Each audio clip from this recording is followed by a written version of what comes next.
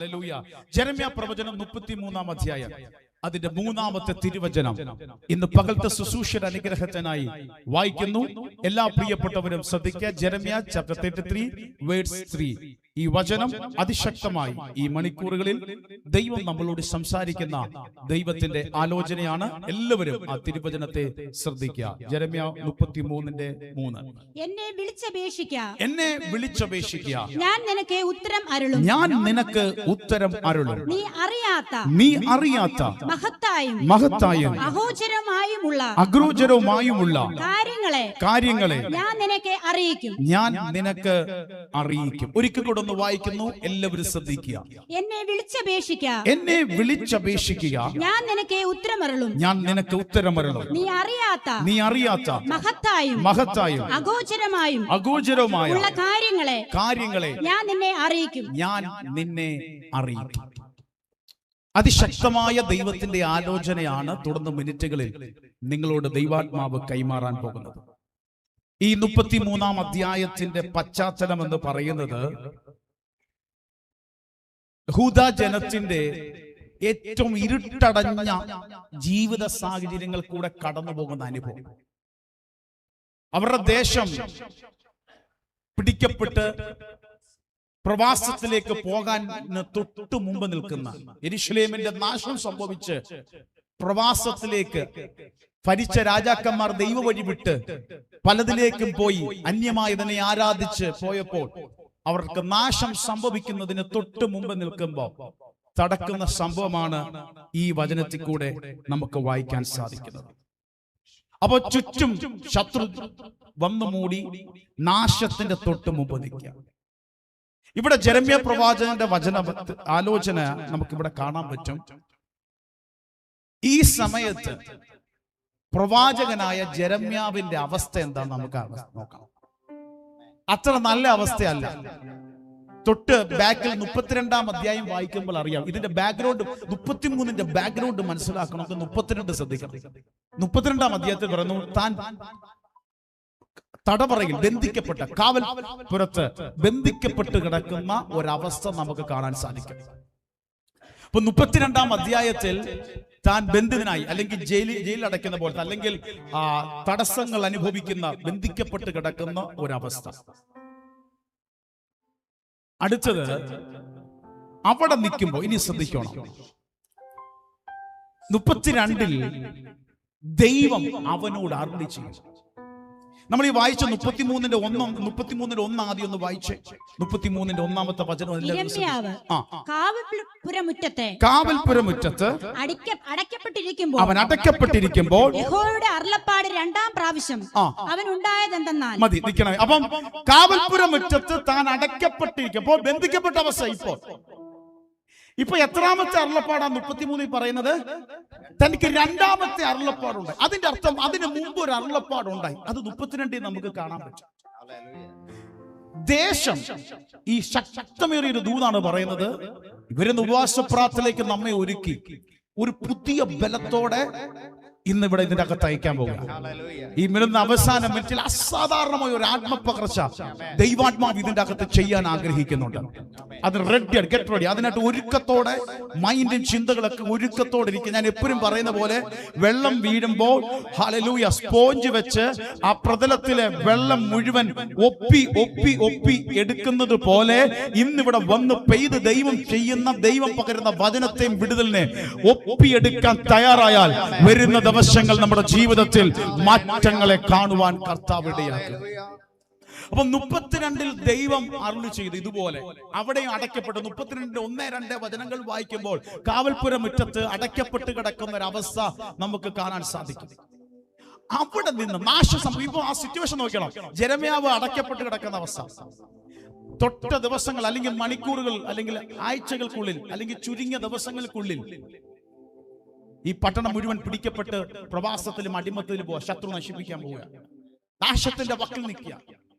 ദൈവം അപ്പോൾ ഒരു ആലോചന പറയുക, നീ ഇവിടുത്തെ നിലം വാങ്ങണം. ആരോട് പറയാണ്? നീ നിലം വാങ്ങണം. ബുദ്ധിയിലൊന്ന് ചിന്തിച്ചു നോക്കി. നാശം, യുദ്ധം കൊണ്ട് കൊടുമ്പുരി കൊണ്ട് നാശിക്കാൻ പോകുന്ന ദേശത്ത് ആരെങ്കിലും ലാൻഡ് വാങ്ങിക്കും? ഇനി അങ്ങോട്ട് പ്രവാസത്തിൽ പിടിക്കാൻ പോവുക. പക്ഷെ ദൈവം പറഞ്ഞു, ജെരമ്യാവേ നീ അതിന്റെ ഡീഡ് എഴുതണം, നീ അതിന്റെ ആധാരം എടുക്കണം, നീ ആ നിലം എഴുതണം. ഹല്ലേലൂയ. അതിന്റെ അർത്ഥം എന്തറിയാമോ? നാശം സംഭവിക്കുമെങ്കിലും അതിന്റെ അപ്പുറത്തൊരു പ്രോമിസ് ഉണ്ട്, ഇത് തിരിച്ചു പിടിക്കുന്ന ഒരു നാളുണ്ട്. ഇന്ന് ഇവിടെ ഇരിക്കുന്ന ചിലതിന് എന്തുകൊണ്ടാണ് ദൈവം അങ്ങനെ പറഞ്ഞത്? ഇവിടം കൊണ്ട് തീരത്തില്ലെന്ന്, നീ അനുഭവിക്കുന്ന കഷ്ടതയുടെ നാളുകൊണ്ട് തീരത്തില്ലെന്ന്, അല്ലെങ്കിൽ 70 വർഷത്തെ ബാബേൽ പ്രവാസം കൊണ്ട് ഒന്നും എല്ലാ കാലവും ഒന്നും തീരത്തില്ലെന്ന്. ഇവിടെ വന്നിരിക്കുന്ന സകലരോടും ദൈവാത്മാവ് ദൂത് പറയുന്നു, ഈ കണ്ട പ്രതിസന്ധി കൊണ്ട് നീ തീരത്തില്ലെന്ന്. അപ്പുറത്ത് ദൈവത്തിനൊരു പദ്ധതി ദൈവം വെച്ചിട്ടുണ്ട്. വിശ്വസിക്കാൻ തയ്യാറായി ഈ ശബ്ദം ഓൺലൈനിൽ കേൾക്കുന്നവരോട് പറയുന്നു, ഈ പ്രതിസന്ധി കൊണ്ട് നീ തീരത്തില്ല, ഇതിന്റെ അപ്പുറത്തൊരു വഴി ദൈവം ഒരുക്കി വെച്ചിട്ടുണ്ട്. നീ പ്രതിസന്ധിയിൽ നശിക്കത്തില്ലെന്ന് ഉറപ്പാണ് ഈ പകലും ഈ ശബ്ദം നിന്നെ കേൾപ്പിക്കുന്നത്. ഇത് ആരോടൊക്കെ ദൈവം വിളിച്ചു പറയുക. ഹല്ലേലൂയ. ദൈവം പറയാ, നീ ലാൻഡ് വാങ്ങിക്ക. കാരണം എന്താണെന്നറിയോ? ഇതിന്റെ അപ്പുറത്തൊരു വിടുതലുണ്ട്. ഈ നാശം കൊണ്ട് തീരത്തില്ല. ഇതൊരു വിശ്വാസത്തിന്റെ പ്രവൃത്തിയാണ്. കാരണം നാശം വരുന്നുണ്ടെങ്കിലും തിരിച്ചു പിടിക്കുന്ന ഒരു സീസണും വരുന്നുണ്ട്. ഇവിടെ ഇരിക്കുന്ന സകലരോടും ഇന്ന് പകൽ ഒരു ദൂത് പറയുകയാണ്. ഈ ദിവസങ്ങളിൽ ഏതെങ്കിലും പ്രതിസന്ധിക്കകത്ത് കടന്നു പോകുന്നെങ്കിൽ, അല്ല ഒരു നാശം സംഭവിക്കുന്ന പോലെ ചില പരാജയങ്ങളും നഷ്ടങ്ങളും ജീവിതത്തിൽ സംഭവിച്ചിട്ടുണ്ടെങ്കിൽ, പരിശുദ്ധാത്മാവ് ദൂത് പറയുന്നു, അതിനെ തിരിച്ചു മാറ്റിയിട്ട് ഹല്ലേലൂയ നിനക്കൊരു നന്മയെ കൊണ്ടെത്തിക്കാൻ, വീണ്ടും പുനഃസ്ഥാപിപ്പാൻ ഈ ദൈവം വിശ്വസ്തനായ ദൈവമാണ്. 32-ാം അധ്യായത്തിൽ കാവൽപുരം മുറ്റത്ത് അടയ്ക്കപ്പെട്ട് കിടന്നപ്പോൾ ദൈവം അരുളപ്പാട് പറഞ്ഞു, നിലം വാങ്ങിക്കാൻ പറഞ്ഞു. അതിനുശേഷം അവൻ പ്രാർത്ഥിക്കുന്നുണ്ട്. അതിനുശേഷം നമ്മൾ ഈ വായിച്ച വചനത്തിലേക്ക് വരാം. 33-1 തൊട്ട്. ഇനി എല്ലാവരും ശ്രദ്ധിക്കണം. 33-ന്റെ 1-ാമത്തെ വചനം തൊട്ട്. യിരെമ്യാവ് കാവൽപുരം മുറ്റത്തെ അടയ്ക്കപ്പെട്ടിരിക്കുമ്പോൾ യഹോവയുടെ അരുളപ്പാട് 2-ാം പ്രാവശ്യം അവനുണ്ടായതെന്ന്. ഇപ്പൊ പറയുന്നു, ഇപ്പൊ 2-ാമത് ദൈവത്തിന്റെ അരുളപ്പാട്. ഈ ദൂത് ശ്രദ്ധിച്ചോണം. അതിനെ അനുഷ്ഠിക്കുന്ന യഹോവ, അതിനെ നിവർത്തിപ്പാൻ നിർണയിക്കുന്ന യഹോവ, യഹോവ എന്ന നാമമുള്ളവൻ തന്നെ. എന്തെങ്കിലും അരുളി ചെയ്താൽ നിവർത്തിക്കുന്ന സൈന്യങ്ങളുടെ യഹോവ എന്ന നാമമുള്ളവൻ തന്നെ. ഇപ്രകാരം അരുളി ചെയ്യുന്നു. ഈ ദൂത് എല്ലാവരും ശ്രദ്ധിച്ചോണം. ഇപ്രകാരം അരുളി ചെയ്യുന്നു. എന്നെ വിളിച്ചപേക്ഷിക്കാം. ഇത് പറഞ്ഞിട്ടാണ് പറഞ്ഞത്. അടുത്ത ദൂത് പറയും, എന്നെ വിളിച്ചപേക്ഷിക്കാം. നീ കണ്ടത് നാശമാണെങ്കിലും, നീ കണ്ടത് ഞെരുക്കമാണെങ്കിലും, നിന്റെ കൺമുമ്പിൽ സാധ്യതകൾ ഒന്നും കണ്ടില്ലേലും വിളിച്ചു പറയുന്നു, എന്നെ ഉറക്കെ പറ, എന്നെ കർത്താവ് അരുളി ചെയ്യും, എന്നെ വിളിച്ചപേക്ഷിക്കുക, നീ പ്രാർത്ഥിക്കുക. അടുത്തത്, ഞാൻ നിനക്ക് ഉത്തരമരുളും. ഞാൻ നിനക്ക് ഉത്തരമരുളും. നീ അറിയാത്ത മഹത്തായും അഗോചരവുമായുമുള്ള കാര്യങ്ങളെ ഞാൻ നിനക്ക് അറിയിക്കും. 2-ാമത് യെരമ്യാവോട് പറയും, നീ എന്നെ വിളിച്ചപേക്ഷിക്കുക, ഞാൻ നിനക്ക് ഉത്തരമരുളും. നീ ഇതുവരെ കണ്ടിട്ടല്ലാത്ത മഹത്തായ ഗ്രേറ്റ് തിങ്സ് ഞാൻ നിന്റെ ജീവിതത്തിന്റെ അകത്ത് ചെയ്യും. ഇന്ന് പകൽ ദൈവാത്മാവ് സംസാരിക്കുന്ന ആലോചന ഇതാ, പ്രാർത്ഥനയോടെ ജീവിതത്തിന്റെ പ്രാധാന്യം. നാം എന്തുകൊണ്ട് പ്രാർത്ഥിക്കണം? ഹല്ലേലൂയ. എന്തുകൊണ്ട് പ്രാർത്ഥിക്കണം? ഹല്ലേലൂയ. ദൈവം പറയണം, യെരമ്യാവേ, ഇനി ഞാൻ നേരത്തെ പറഞ്ഞു, നാശത്തിന് പോകുന്നതിന് മുമ്പ് പറഞ്ഞു, നീ നിലം വാങ്ങിച്ചു വെച്ചോ. ഇപ്പൊ ഞാൻ നിന്നോട് പറയുന്നു, നീ പ്രാർത്ഥിക്കാൻ തയ്യാറായാൽ മഹത്തായ അഗോചരമായ കാര്യങ്ങളെ ഞാൻ നിന്നെ അറിയിക്കും. ഇനി 6-7 തിരുവചനം. എന്താ ചെയ്യാൻ പോകുന്നത്? അടുത്തത്, ഞാൻ രോഗശാന്തിയും ആരോഗ്യവും വരുത്തി അവരെ സൗഖ്യമാക്കുകയും സമാധാനത്തിന്റെയും സത്യത്തിന്റെയും സമൃദ്ധി അവർക്ക് വെളിപ്പെടുത്തുകയും ചെയ്യും. അടുത്തത് 7-ാം വാക്യം. ഞാൻ യഹൂദയുടെ പ്രവാസികളെയും ഇസ്രായേലിന്റെ പ്രവാസികളെയും മടക്കി വരുത്തി. യഹൂദ ജനത്തിന്റെയും ഇസ്രായേൽ ജനത്തിന്റെയും പ്രവാസത്തെ ഞാൻ എന്ത് ചെയ്യും? ഞാൻ തിരിച്ചു മടക്കി വരുത്തും. പ്രാർത്ഥിക്കാൻ തയ്യാറായാൽ നിനക്കൊരു മടങ്ങി വരവുണ്ട്. എത്ര വലിയ പ്രവാസത്തിൽ കടന്നെന്ന് പറഞ്ഞാലും ഒരു യു ടേൺ അടിക്കുന്ന പോലെ നിനക്കൊരു റിട്ടേൺ ഉണ്ട്. എന്തോ ദൈവാത്മാവ് പറയുന്നു, ഈ 3-ാം മാസത്തിന്റെ അവസാനത്തെ സൺഡേയിൽ ആരാധിക്കുന്ന, അടുത്ത ആഴ്ച മുതൽ ഒരു ഉപവാസ പ്രാർത്ഥനയിലേക്ക് പ്രവേശിക്കുന്ന സഭാജനത്തോട്, കുഞ്ഞുങ്ങളോട് ദൈവാത്മാവ് പറയുന്നു, നീ പ്രാർത്ഥിച്ചു തുടങ്ങിക്കോ. ചിലതിനൊക്കെ ദൈവത്താൽ ചില മാറ്റങ്ങൾ സംഭവിക്കും.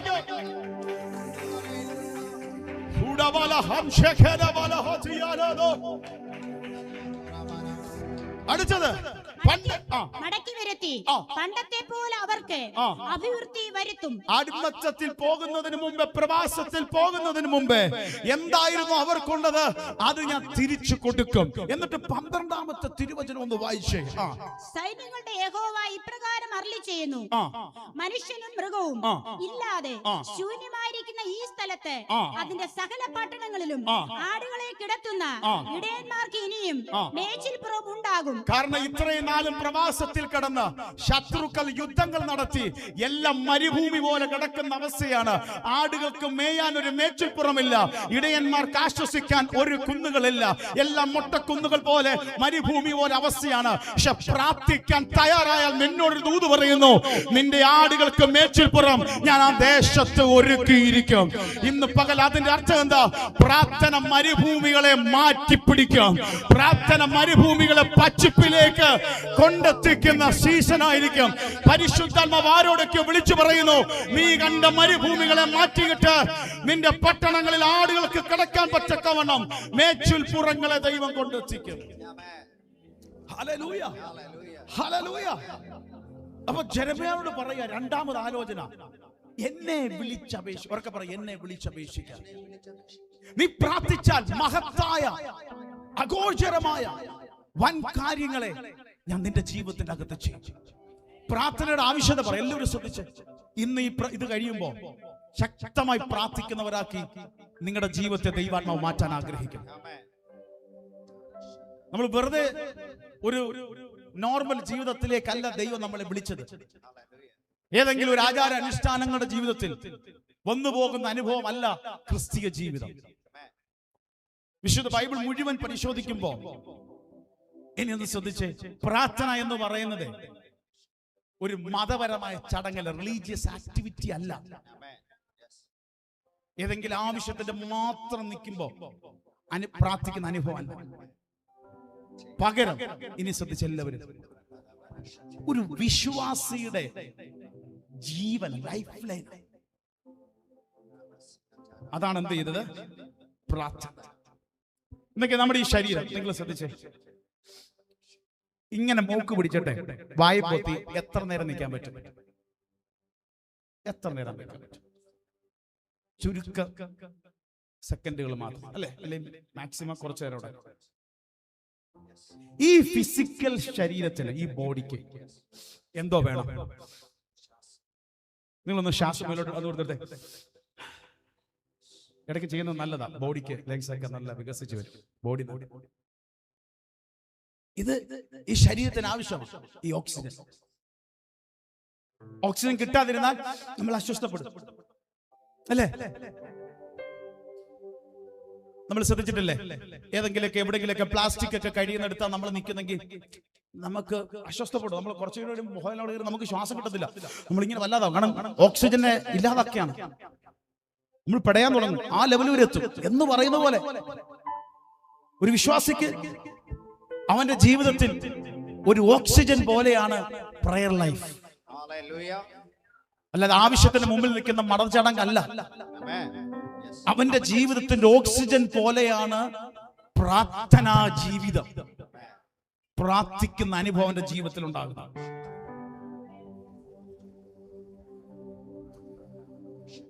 വിശുദ്ധ ബൈബിൾ ഉടനീളം പരിശോധിക്കുമ്പോൾ ഒരു യേശുവിൽ വിശ്വസിക്കുന്ന ഒരു വ്യക്തി, ക്രിസ്തീയ ജീവിതം നയിക്കുന്ന വ്യക്തി, പ്രാർത്ഥനയില്ലാത്ത ഒരു വ്യക്തിയാണെങ്കിൽ എണ്ണയില്ലാത്ത വിളക്ക് പോലെ.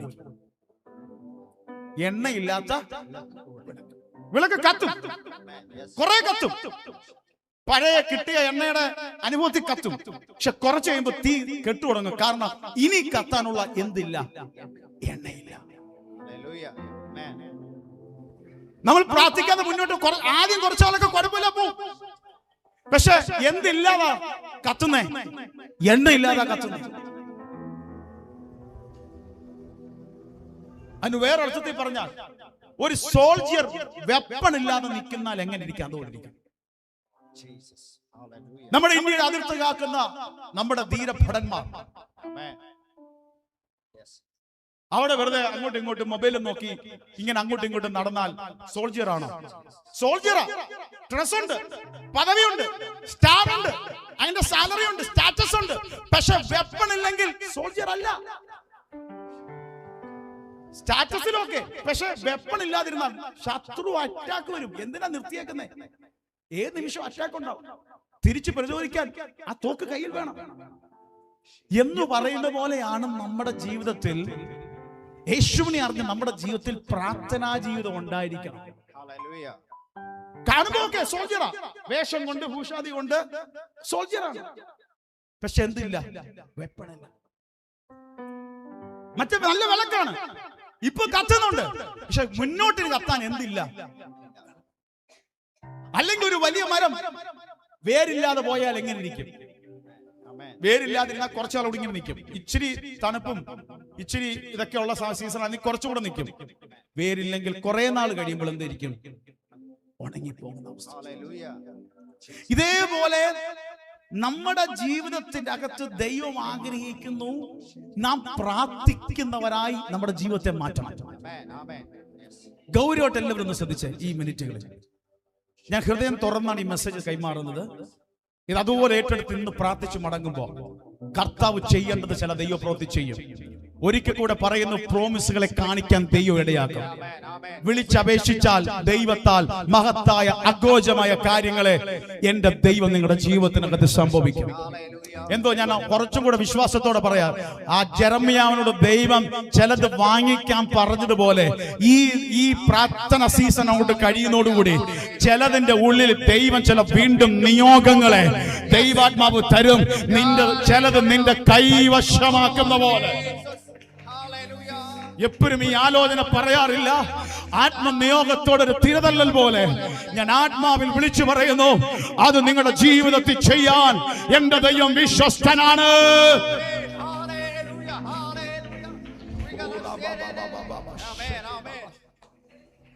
ദൈവം ആഗ്രഹിക്കുന്നു. നാം ഇന്ന് ഒന്നിച്ച് ചേർന്ന് വായിച്ച മത്തായി സുവിശേഷം 21-ാം അധ്യായത്തിൽ യേശു കർത്താവിന്റെ ഈ ജെറുസലേമിലേക്കുള്ള വിജയകരമായ പ്രവേശനമാണ്. യേശുവിന്റെ ഈ ഭൂമിയിലേക്ക് നമുക്ക് വേണ്ടി വന്ന് മരിച്ച് അടക്കപ്പെടലിന്റെ അവസാന നാളുകളിലേക്ക് വന്നുകൊണ്ടിരിക്കുന്ന സമയം യേശു ഒരു മലയുടെ ആ മരത്തിന്റെ ഒക്കെ ആ ഭാഗത്തെത്തിയപ്പോ യെരൂശലേമിലേക്ക് പൊയ്ക്കൊണ്ടിരിക്കുക. അപ്പൊ പറയുന്നുണ്ട്, ശിഷ്യന്മാരെ വിളിച്ചിട്ട് പറഞ്ഞു, നിങ്ങൾക്കെതിരെയുള്ള ഗ്രാമത്തിൽ പോകും. അവിടെ ഒരു പെൺകരുതയും അതിന്റെ കുട്ടിയെയും കെട്ടിയിരിക്കും നിങ്ങൾക്ക് കാണാം. അവിടെ ചെന്നിട്ട് പറയണം, അതിനെ അഴിച്ചിട്ടിങ്ങി വരണം. അത് കെട്ടപ്പെട്ട് കിടക്കാം. അഴിക്കാൻ നിൽക്കുമ്പോ ചിലര് ചോദിക്കും, എന്തിനാ അഴിക്കുന്നേ? അപ്പൊ എന്തോ പറയണം? കർത്താവിനെ അവയെ കൊണ്ട് ആവശ്യം. അതെന്താ കർത്താവിനെ പറയാൻ ഒരു കാരണം എന്താണെന്നറിയാമോ? ഈ സ്ഥലത്തിന്റെ അടുത്ത് തന്നെയാണ് ലാസർ ഉയർത്ത ബഥാനിയ. അപ്പൊ അവിടെ ഉള്ളവർക്കെല്ലാം അറിയാം, കർത്താവ് എന്ന് പറഞ്ഞാൽ അവനാണെങ്കിൽ വിടും. ഈ പേര് പറഞ്ഞാൽ വിടും. കാരണം മരണത്തെ ജയിച്ച് മരണത്തിൽ നിന്ന് ഒരുത്തനെ ഉയർപ്പിച്ചതാണ്. നാറ്റം വെച്ചതിനെ ഉയർപ്പിച്ച കർത്താവാണ്. അപ്പോൾ കർത്താവിന് ഒരു കരുതയെങ്കിലും ആവശ്യമുണ്ടെന്ന് പറഞ്ഞാൽ അത് പിടിവിടുന്നു. അതുവരെ അവന്റെ യജമാനൻ ആരാണെന്നുള്ള വിഷയമല്ല. കർത്താവ് കൽപ്പിച്ചാൽ നീ എവിടൊക്കെ കെട്ടപ്പെട്ട് കിടന്നാലും അവിടുന്ന് പുറത്തു കൊണ്ടുവരും. ലോകപ്രകാരം ഇന്നത്തെ സൺഡേക്ക് ഒരു പ്രത്യേകതയുണ്ട്. ഈസ്റ്ററിന് മുമ്പുള്ള ഒരു സൺഡേ ആണ്, അതായത് ഹോശാന സൺഡേ. ഹല്ലേലൂയ. അതിന്റെ ഇന്ന് പകൽ അത് ഇരിക്കുമ്പോൾ നമ്മുടെ ഹൃദയത്തിനകത്ത് കയറി വരുന്ന ഒരു കാര്യമുണ്ട്. ഇതുവരെ നിന്റെ യജമാനൻ ആരാണോ, ഇതുവരെ നിന്നെ ഭരിച്ചത് ആരാണോ വിഷയമല്ല. കർത്താവിന് ആവശ്യമുണ്ടെന്ന് പറഞ്ഞാൽ എത്ര കെട്ടപ്പെട്ട് കിടന്നാലോ അവിടുന്ന് നീ കെട്ടുപൊട്ടിച്ച് പുറത്തു വരും.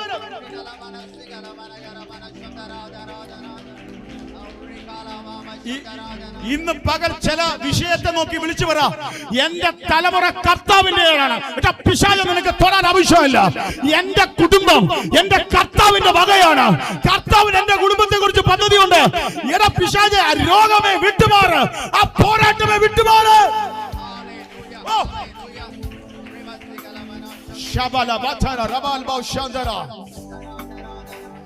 എത്ര പേര് വിളിച്ചു പറയുന്നു? ഇന്ന് ഈ പ്രത്യേകിച്ച് ഇന്നത്തെ ദിവസം ആ വചനം ഒന്നും കൂടെ ഓർമ്മിപ്പിക്കുന്നെങ്കിൽ ചിലര് വീട്ടിൽ ചെന്നിട്ട് ചില വിഷയത്തെ നോക്കി വിളിച്ചു പറ, ഈ തലമുറ കർത്താവിൻ്റെതാണ്. എടാ പിശാച് കൈയിട്. മാറി നിൽക്കുന്ന രോഗബന്ധനമേ വിട്ടുമാറ്.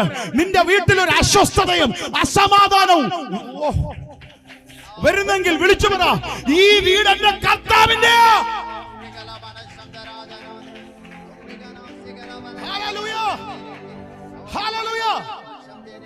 നിങ്ങളുടെ ജീവിതത്തിന്റെ അകത്ത് ഈ ദിവസങ്ങളിൽ വിളിച്ചു പോകുന്നെങ്കിൽ കെട്ടഴിക്കാൻ ചെല്ലുമ്പോൾ ചിലത് ചോദിക്കും, എന്തിനാ കെട്ടഴിക്കുന്നതെന്ന്. കാരണം നീ എന്നും ഇത് കെട്ടപ്പെട്ട് കിടക്കാനാ ചിലർക്ക് ആഗ്രഹം. പക്ഷെ കെട്ടഴിക്കാനാണ് കർത്താവിന്റെ ആഗ്രഹം. കെട്ടഴിക്കാനാണ് കർത്താവിന്റെ ആഗ്രഹം. ഞാൻ വിശ്വസിക്കുന്നു ഈ സീസണിൽ, ഇനിയുള്ള ആഴ്ചകളിൽ, മാസങ്ങളിൽ ചിലതിന്റെ കെട്ട് ദൈവം അഴിക്കും. ഇതുവരെ നിന്റെ യജമാനൻ ആരാണോ ആ കെട്ടഴിച്ച് യേശു കർത്താവായി നിൽക്കുന്ന ഒരനുഭവത്തിലേക്ക് കർത്താവ് നിന്നെ വിളിക്കാൻ പോവുകയാണ്. ഹല്ലേലൂയ. അങ്ങനെ ആ കഴുത കുട്ടിയെ കഴിച്ചു, അതിന്റെ പുറത്ത് തുണികൾ വീശു.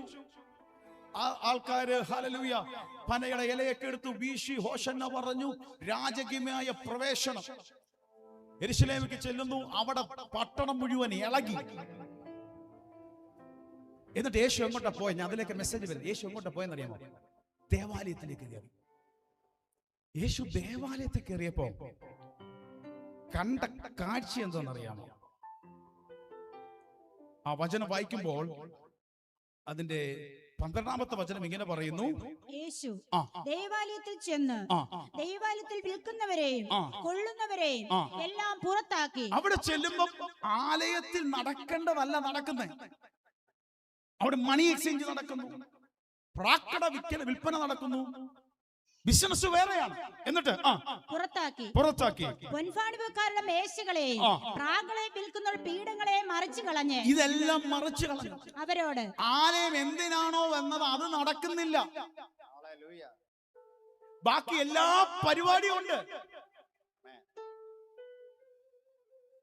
പക്ഷേ ആലയം എന്തിനാണോ അത് നടക്കുന്നത്. എന്നിട്ടാണ് പറഞ്ഞത് 13, എന്റെ ആലയം പ്രാർത്ഥന ആലയം എന്ന് വിളിക്കപ്പെടും എന്ന് എഴുതിയിരിക്കുന്നു. അപ്പൊ എന്റെ ആലയം എന്തായിരിക്കണം? പ്രാർത്ഥന ആലയം. യേശു വന്നിട്ട് ഇതിനെല്ലാം അടിച്ചെന്ത് ചെയ്തു? പുറത്താക്കി. എന്നിട്ട് യേശു പറയാണ്, എന്റെ ആലയം, മൈ ഹൗസ്, പ്രയർ ഹൗസ് ആണ്. ഈ ആലയം പ്രാർത്ഥിക്കേണ്ടതാണ്. നിങ്ങൾ എന്തിനെ കള്ളന്മാരുടെ ഗുഹയാക്കി. പുതിയ നിയമ വെളിപ്പാടിൽ പറയുമ്പോൾ കോരിന്ത്യർ എന്താ പറയുന്നത്? നിങ്ങൾ ദൈവത്തിന്റെ, യേശുവിനെ കർത്താവായി സ്വീകരിക്കും. നമ്മൾ ദൈവത്തിന്റെ മന്ദിരം. ദൈവത്തിന്റെ ആത്മാവ് ഈ മന്ദിരത്തിൽ എന്ത് ചെയ്യുന്നു? വസിക്കുന്നു. എല്ലാവരും ഒന്ന് ശ്രദ്ധിച്ച് ഗൗരവമായി ഈ ദിവസങ്ങളിൽ പ്രാർത്ഥിപ്പാൻ ദൈവം നമ്മെ കുറിച്ച് ആഗ്രഹിക്കും. എന്റെ ആലയം പ്രാർത്ഥന. പ്രാർത്ഥിക്കാതിരുന്നാൽ എന്തായി മാറുക? വെറും ഗുഹയല്ല, എന്തിന്റെ ഗുഹയാവുക? കള്ളന്മാരുടെ ഗുഹ. ഒഴിഞ്ഞു കിടക്കുന്ന ഗുഹയെന്നല്ല. പിടിച്ചുപറിയും മോഷണവും. കള്ളൻ എന്തിനാ വരുന്നേ? മോഷ്ടിപ്പാനും അറുവാനും മുടിപ്പാനും. ഇതകത്ത് കയറും. പ്രാർത്ഥിക്കാതിരുന്നാൽ എന്തിന്റെ ഗുഹയാ? കള്ളന്മാരുടെ ഗുഹയാണ്. അത് അടിച്ചു പുറത്താക്കി പ്രാർത്ഥന കൊണ്ട് തുടങ്ങണമെന്ന് പറഞ്ഞപ്പോ അടുത്ത വാക്കെന്താ? 14, കുരുടന്മാരും മുടന്തന്മാരും ദേവാലയത്തിൽ അവന്റെ അടുക്കൽ വന്നു, അവൻ അവരെ സൗഖ്യമാക്കി. അപ്പൊ ഈ കള്ളന്മാരുടെ ഗുഹയാക്കിയതുകൊണ്ട് ഇതുവരെ പുറത്ത് കടന്ന് അകത്ത് കയറാൻ പറ്റാത്ത ചിലതൊക്കെ കുരുടരും മുടന്തരും ദേവാലയത്തിൽ അവന്റെ അടുക്കൽ വന്നു, അവൻ അവരെ സൗഖ്യമാക്കി. അപ്പൊ പ്രാർത്ഥന ഉയർന്നാൽ ചിലതൊക്കെ വന്നു കയറും, ചിലതിനൊക്കെ വിടുതലായി മാറും. ഇന്ന് പകൽ നമ്മുടെ വീട്ടിൽ, നമ്മുടെ ജീവിതത്തിന്റെ അകത്ത് ഈ ദിവസങ്ങളിൽ ദൈവം ആഗ്രഹിക്കുന്നു, പ്രാർത്ഥന ഉയരട്ടെ. പ്രാർത്ഥിക്കുന്നവരായി നമ്മൾ മാറണം. ഒന്ന്, യഥാർത്ഥത്തിൽ എന്താ ഈ പ്രാർത്ഥന? ദൈവവുമായിട്ടുള്ള ഒരു കണക്ഷൻ, ബന്ധമാണ് പ്രാർത്ഥന. ജെരമ്യാ 29:12 ഇങ്ങനെ പറയുന്നു. ജെരമ്യാ 29:12, ജെരമ്യാ പ്രവചനം 29-ാം അധ്യായം അതിന്റെ 12-ാമത്തെ എന്നോട് അപേക്ഷിച്ചു എന്റെ സന്നിധിയിൽ വന്ന് പ്രാർത്ഥിക്കുകയും ഞാൻ നിങ്ങളുടെ പ്രാർത്ഥന കേൾക്കുകയും ചെയ്യും. കേട്ടോ, നിങ്ങൾ എന്റെ സന്നിധിയിൽ വന്ന് അപേക്ഷിച്ച് എന്റെ സന്നിധിയിൽ വന്ന് പ്രാർത്ഥിക്കുകയും എന്റെ സന്നിധിയിൽ വന്ന് പ്രാർത്ഥിച്ച് ഞാൻ നിങ്ങളുടെ പ്രാർത്ഥന കേൾക്കുകയും. കർത്താവിന്റെ പ്രോമിസാണ് ഇത്, ചടങ്ങല്ല. പ്രാർത്ഥന എന്ന് പറയുന്നത് ദൈവമായിട്ടൊരു ബന്ധമാണ്, ഒരു റിലേഷനാണ്.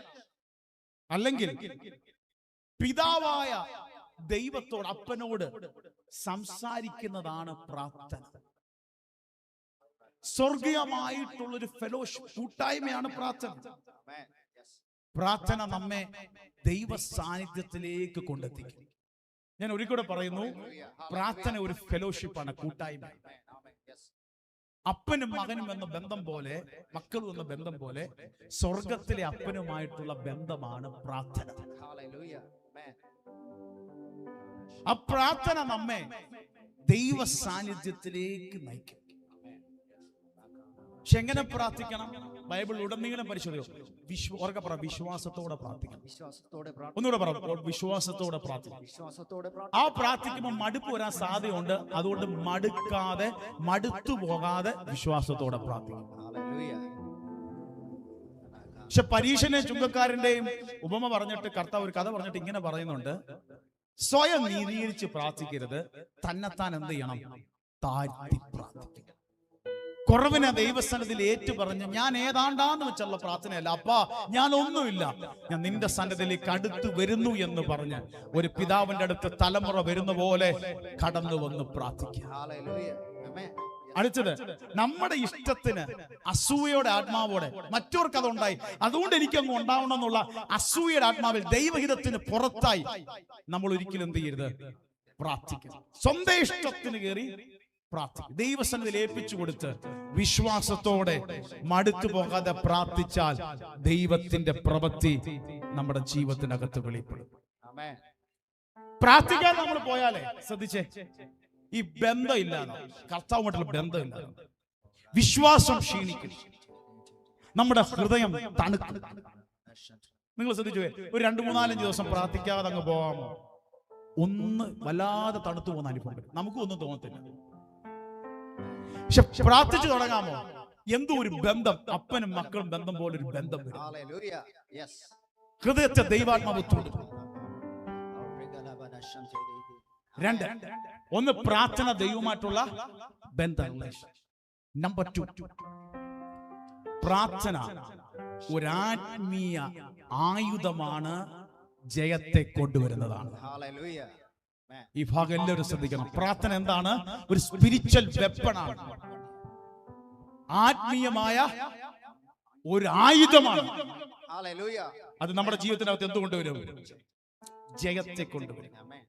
വിശുദ്ധ ബൈബിൾ ഉടനീളം പരിശോധിക്കുമ്പോൾ നമുക്ക് കാണാൻ പറ്റും, യേശു ഒരു വാക്ക് പറയുന്നുണ്ട്. മത്തായി 26:41 വായിച്ചു.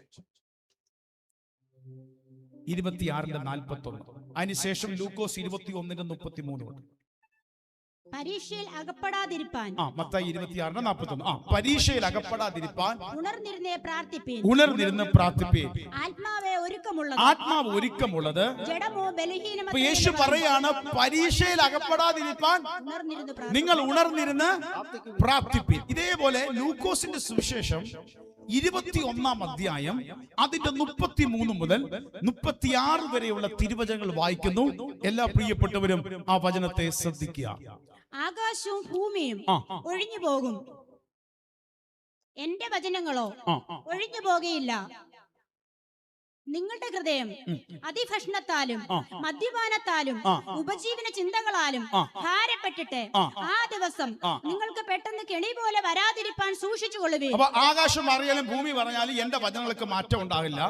പലതിന്റെ അകത്തും നിങ്ങളുടെ മനസ്സ് പിടിപെട്ടിട്ട് ആ ഒരു കെണി പോലെ വരാതിരിപ്പാൻ സൂക്ഷിച്ചുകൊള്ളുവീൻ. 35-36. അത് സർവ്വഭൂതത്തിലും വസിക്കുന്ന ഏവർക്കും വരും. ആകയാൽ ശ്രദ്ധിച്ച് ഒന്ന് അവിടെ നിൽക്കണമേ.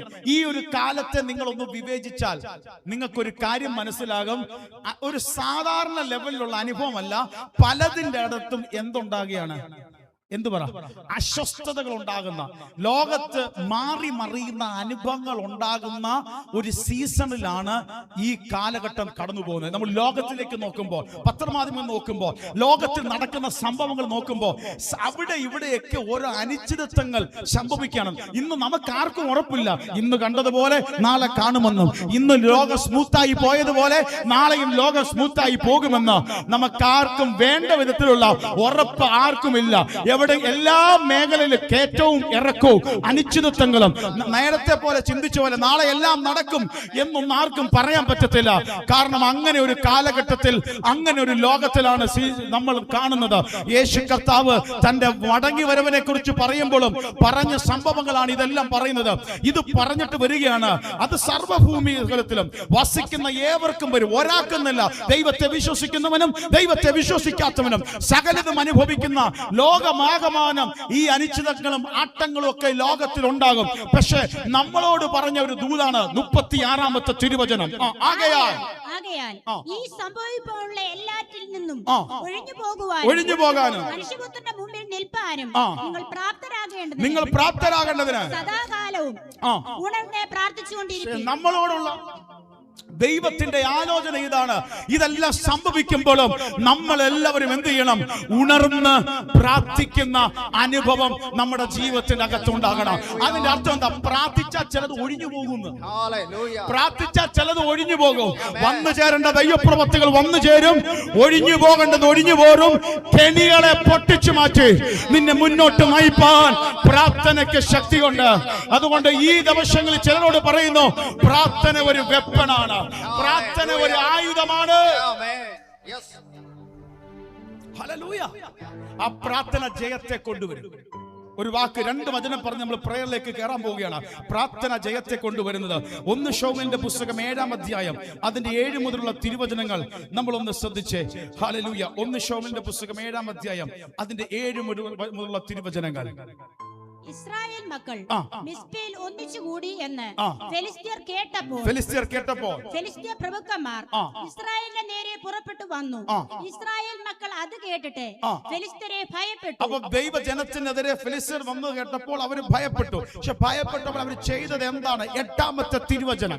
ഇസ്രായേൽ മക്കൾ ശമൂവേലിനോട്, നമ്മുടെ ദൈവമായ യഹോവ ഞങ്ങളെ ഫെലിസ്ത്യരുടെ കയ്യിൽ നിന്ന് രക്ഷിക്കേണ്ടതിന് ഞങ്ങൾക്ക് വേണ്ടി അവനോട് പ്രാർത്ഥിക്കുന്നത് മതിയാക്കരുതേ എന്ന് പറഞ്ഞു. ഇവരെല്ലാം കൂടെ ഓടിപ്പോയി ശമൂവേൽ പ്രവാചകനോട് പറഞ്ഞു, ഒരു കാര്യം ഞങ്ങൾക്ക് മനസ്സിലായി, ഞങ്ങളുടെ മുമ്പിൽ വന്ന ഈ പ്രതിസന്ധിയെ നേരിടാൻ നീ ഞങ്ങൾക്ക് വേണ്ടി പ്രാർത്ഥിക്കുന്നത് മതിയാക്കരുതേ. ആ വാക്കെല്ലാവരും ശ്രദ്ധിച്ച 8-ന്റെ അവസാനം, ഫെലിസ്ത്യരുടെ കയ്യിൽ നിന്നും രക്ഷിക്കേണ്ടതിന് ഞങ്ങൾക്ക് വേണ്ടി അവനോട് പ്രാർത്ഥിക്കുന്നത് മതിയാക്കരുതേ എന്ന് പറഞ്ഞു.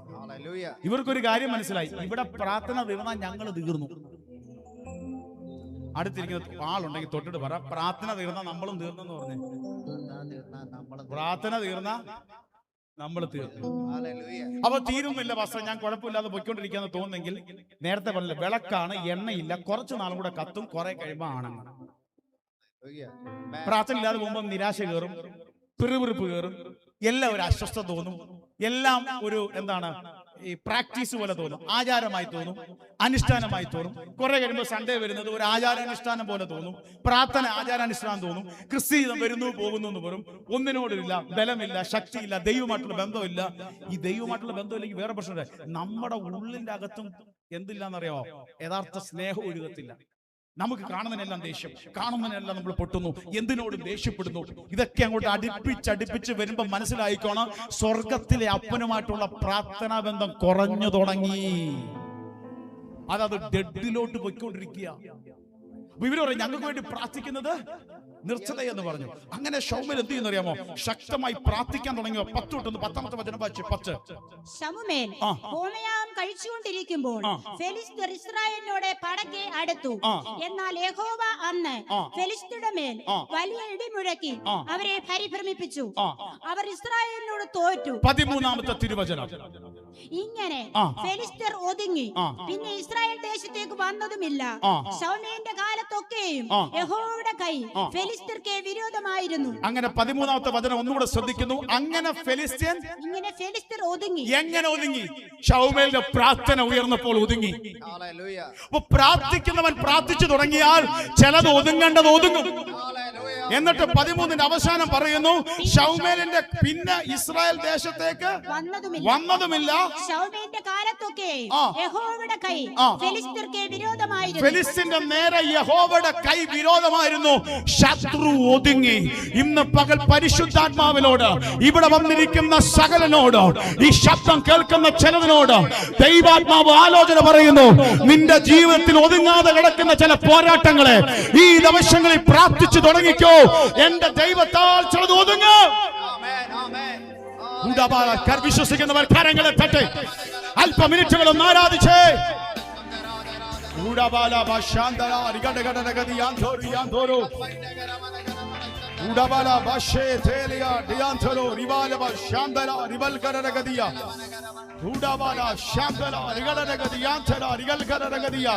എന്തോ ഈ ദിവസങ്ങളിൽ ഞാൻ ആത്മാവിൽ വിളിച്ചു പറയുന്നു, ചിലതൊക്കെ ഒതുങ്ങാൻ പോകുക.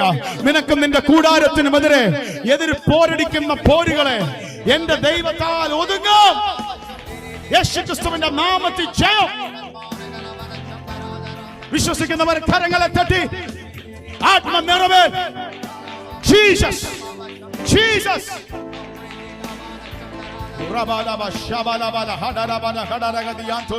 അല്പ മിനിറ്റുകളൊന്ന് കരങ്ങളെ തട്ടി. കുറെ നാളായി മനസ്സിനോട് പോരടിക്കുന്ന, പ്രാർത്ഥിക്കാൻ വിടാതെ പോരടിക്കുന്ന പോരുകൾ ഇന്ന് പകൽ ഉടഞ്ഞു മാറട്ടെ.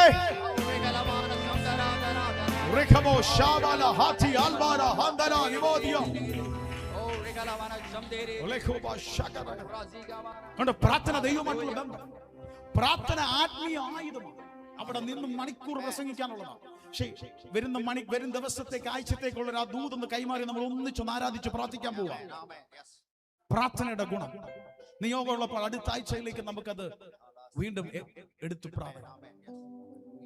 പ്രാർത്ഥന നമ്മുടെ ജീവിതത്തിൽ ഒരു പുതുക്കത്തെ കൊണ്ടുവരും.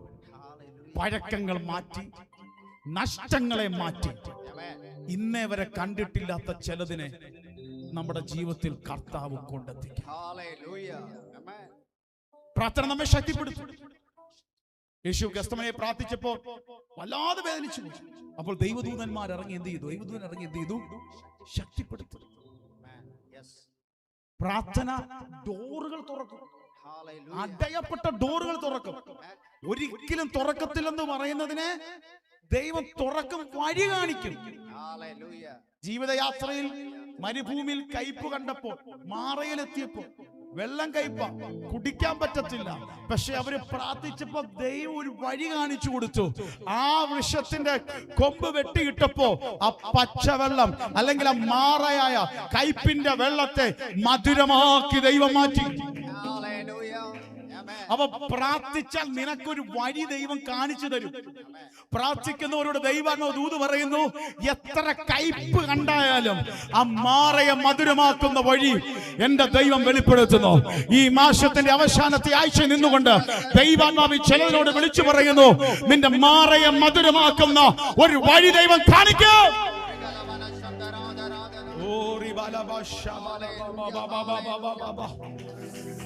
വിശ്വസിക്കുന്നവർ ദൈവത്തിനൊന്ന് മഹത്വം കരട്ടെ.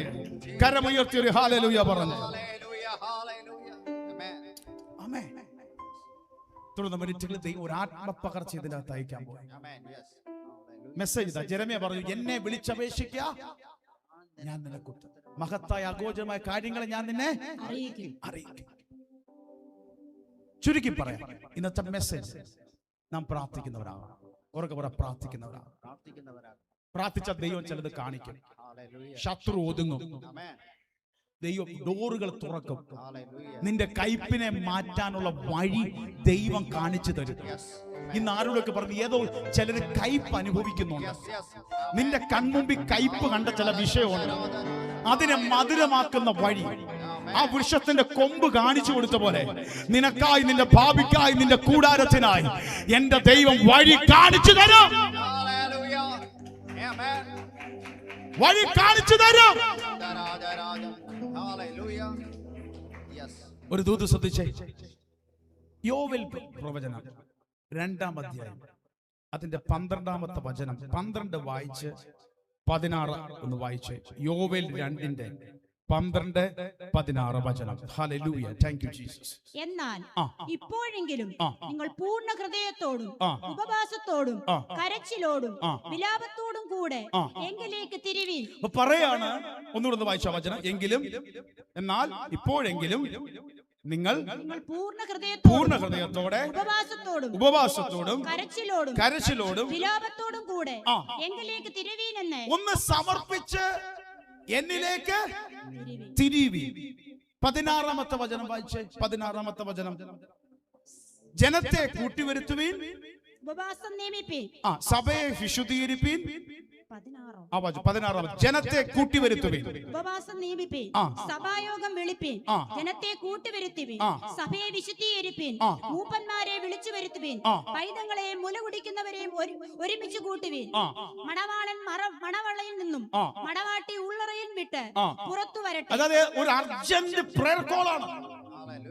12 പറയുന്നു, ഇപ്പോഴെങ്കിലും ആ വചനം ശ്രദ്ധിച്ചോ. പൂർണ്ണ ഹൃദയത്തോടെ ഉപവാസത്തോടെ കരച്ചിലോടെ വിലാപത്തോടെ എന്നിലേക്ക് തിരിവീൻ. ദൈവാത്മാവ് ഇന്ന് പകലും നമ്മളോട് സംസാരിക്കുന്നു. ദൈവം നമ്മെ കുറിച്ച് ആഗ്രഹിക്കുന്നു നമ്മൾ പ്രാർത്ഥിക്കുന്നവരായിരിക്കും. ഇനിയുള്ള സെക്കൻഡുകൾ എല്ലാവരും മൈൻഡുകളെല്ലാം കോൺസെൻട്രേറ്റ് ചെയ്തേ. മറ്റ് ഡൈവേർട്ടിൽ വരാതെ പ്രാർത്ഥനയുടെ ചിന്തയിൽ നിന്നേ ഈ നിങ്ങളുടെ ഹൃദയത്തോട്ട് ഈ മെസ്സേജ് കയറണം. ഇതൊരു വലിയൊരു സ്ഫോടനം പോലെ ആത്മാവ് നിങ്ങളുടെ ജീവിതത്തിന്റെ അകത്ത് മാറ്റങ്ങളെ കൊണ്ടുവരാൻ ആഗ്രഹിക്കുന്നു. ദൈവം എങ്കിലേക്ക് തിരിവീൻ. എന്നിട്ട് 16 ജനത്തെ കൂട്ടിവരുത്തുവീൻ, സഭയെ ശുദ്ധീകരിപ്പീൻ. എന്തിനാ അർജന്റ് അല്ല? കാരണം അറിയോ, ഇപ്പൊ ഒരു വല്ലാത്ത അവസ്ഥയില ഈ ജനം കടന്നുപോയി. 1:4 വായിച്ചേ. യോവേൽ 1:4. തുള്ളന് ശേഷിപ്പിച്ചത് വെട്ടിക്കിളിയെ തിന്നു, വെട്ടിക്കിളിയെ ശേഷിപ്പിച്ചത് വിട്ടിൽ തിന്നു, വിട്ടിൽ ശേഷിപ്പിച്ചത് പച്ചപ്പുഴു തിന്നു. അപ്പൊ ദേശത്ത് മുഴുവൻ തിന്ന് ശേഷിപ്പിച്ച് നശിച്ചു കിടക്കുന്ന ഒരവസ്ഥ. 10-ാമത്തെ വാക്യം 10, 11, 12 അവസ്ഥ മനസ്സിലാക്കാൻ വേണ്ടിയാ. ശൂന്യമായി തീർന്നു, ധാന്യം നശിച്ചു, പുതുവീഞ്ഞെ വറ്റിയും എണ്ണ ക്ഷയിച്ചും പോയിരിക്കാൻ ദേശം ദുഃഖിക്കുന്നു. കൃഷിക്കാരെ ലജ്ജിപ്പിൻ, മുന്തിരിത്തോട്ടക്കാരെ ഗോതമ്പിനെയും യവത്തെയും ചൊല്ലി മുറയിടുവീൻ. വയലിലെ വിളവെ നശിച്ചു പോയല്ലോ. 12-ാമത്തെ വചനം. മുന്തിരിവള്ളി വാടി, അത്തിവൃക്ഷം ഉണങ്ങി, മാതളം ഈന്തപ്പന, നാരകം മുതലായ പറമ്പിലെ സകല വൃക്ഷങ്ങളും ഉണങ്ങിപ്പോയിരിക്കുന്നു. ഇതെല്ലാം വെട്ടുക്കിളി എല്ലാം സകലതും നശിപ്പിച്ചിരിക്കുന്നു. ആനന്ദം മനുഷ്യനെ വിട്ട് മാഞ്ഞു പോയല്ലോ. ഒരാനന്ദമില്ല, മൊത്തം വിട്ടു. ഈ ഒരു സ്റ്റേജിലാണ് ജനത്തിന്റെയും ദേശത്തിന്റെയും അവസ്ഥ. ഇനി ശ്രദ്ധിച്ചേ, അവിടെ നിന്നുകൊണ്ടാണ് ദൈവം പറയുന്നത് എന്നിലേക്ക് തിരിഞ്ഞു പ്രാർത്ഥിപ്പീൻ. ഉപവസിക്കുന്നവർ ഉപവസിച്ചു തുടങ്ങുവീൻ. സീരിയസായി എന്റെ നാമത്തെ വിളിച്ച് പ്രാർത്ഥിക്കും. അങ്ങനെ നിങ്ങൾ പ്രാർത്ഥിച്ചാൽ ദൈവത്തിന്റെ വചനം എന്തോ പറയുന്നതെന്നറിയാമോ? അതിന്റെ 18 തൊട്ടുള്ള തിരുവചനം, 2:18 തൊട്ടുള്ള തിരുവചനം ഒന്ന് ശ്രദ്ധിച്ചേ. അങ്ങനെ യഹോവ തന്റെ ദേശത്തിനു വേണ്ടി തീഷ്ണത കാണിച്ചു, തന്റെ ജനത്തെ ആദരിച്ചു. യഹോവ തന്റെ ജനത്തിനെ ഉത്തരം അരുളിയത്, ഞാൻ നിങ്ങൾക്ക് ധാന്യവും വീഞ്ഞും എണ്ണയും നൽകും, നിങ്ങൾ അതിനാൽ തൃപ്തി പ്രാപിക്കും. ഞാൻ ഇനി നിങ്ങളെ ജാതികളുടെ ഇടയിൽ നിന്നയാക്കുകയുമില്ല. ഇനി ഞാൻ നിങ്ങളെ നിന്നയാക്കത്തില്ല. വടക്കു നിന്നുള്ള ശത്രുവിനെ ഞാൻ നിങ്ങളുടെ ഇടയിൽ നിന്ന് ദൂരത്താക്കി വരണ്ടതും ശൂന്യമായ ഒരു ദേശത്തേക്ക് നീക്കി അവന്റെ മുൻപടയെ കിഴക്കേ കടലിലും അവന്റെ പിൻപടയെ പടിഞ്ഞാറേ കടലിലും. അത് കഴിഞ്ഞതിന് ശേഷം 23 തൊട്ട് വായിച്ചേ. 23 തൊട്ട് വചനം. സിയോൻ മക്കളെ ഘോഷിച്ച് ഉല്ലസിച്ച് നിങ്ങളുടെ ദൈവമായ യഹോവയിൽ സന്തോഷിപ്പീൻ. അവൻ തക്ക അളവിനായി നിങ്ങൾക്ക് മുൻമഴ തരുന്നു. അവൻ മുമ്പേ പോലെ നിങ്ങൾക്ക് മുൻമഴയും പിന്മഴയുമായ വർഷം പെയ്യിപ്പിച്ചു തരുന്നു.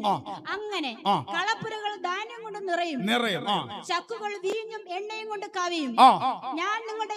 ഞാൻ നിങ്ങളുടെ ഇടയിൽ അയച്ചിരിക്കുന്ന എന്റെ മഹാസൈന്യമായ വെട്ടുക്കിളിയും വിട്ടിലും തുള്ളനും പച്ചപ്പുഴവും തിന്നുകളഞ്ഞ സംവത്സരങ്ങൾക്ക് ഞാൻ നിങ്ങൾക്ക് പകരം നൽകും. ദൈവം പറയാം, നീ പ്രാർത്ഥിച്ചു തുടങ്ങിയാൽ നഷ്ടപ്പെട്ട വർഷങ്ങൾ ഉൾപ്പെടെ എന്റെ ദൈവം തിരിച്ചു മടക്കി തരുമെന്ന്. ഇന്ന് പകൽ വരുന്ന ആഴ്ച ഉപവാസത്തിലേക്ക് പ്രവേശിക്കാൻ പോകുന്ന ദൈവസഭയോട് കുടുംബങ്ങളെ നോക്കി ഞാൻ ഒരു പ്രവചന ശബ്ദം വിളിച്ചു പറയാം. നഷ്ടപ്പെട്ടതിനെ മടക്കി തരുന്ന ഒരു സീസണിലേക്ക് എന്റെ ദൈവം നിന്റെ ജീവിതത്തിൽ കൊണ്ടെത്തിക്കാൻ പോകുകയാണ്. തക്കതായ മുൻപര തരും. നിന്റെ കളപ്പുരകൾ നിറയോ. ഒരു രോഗം കൊണ്ടും അസമാധാനം കൊണ്ട് സാമ്പത്തിക നഷ്ടം കൊണ്ടും നിന്റെ ജീവിതത്തിൽ പറ്റിപ്പോയ ചില പാളിച്ചകളെ തിരിച്ചു പിടിക്കുന്ന സീസണിലേക്ക് എന്റെ ദൈവം വിളിക്കുന്നു.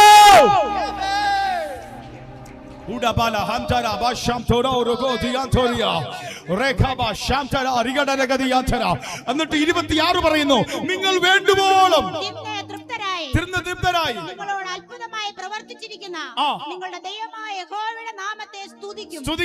എന്റെ ജനം ഒരു നാളിൽ ലജ്ജിച്ചു പോകുകയും പ്രാർത്ഥിക്കുന്നവൻ ലജ്ജിച്ചു പോകത്തില്ല. ഇന്ന് ഇവിടെ വന്നിരിക്കുന്ന പാസ്റ്റർ എന്നോടുള്ള ദൂതെന്താ? ഇന്ന് ഇവിടെ നിൽക്കുന്ന ഒരു കുഞ്ഞുകുട്ടി ആബാല വൃദ്ധ ജനത്തെ നോക്കി ഞാൻ ആത്മാവി വിളിച്ചു പറയുന്നു, പ്രാർത്ഥിക്കുന്ന നീ ലജ്ജിച്ചു പോകാൻ എന്റെ ദൈവം സമ്മതിക്കത്തില്ല. ഒന്ന് കരമടിച്ചു ദൈവത്തെ മഹത്വപ്പെടുത്തിയേ.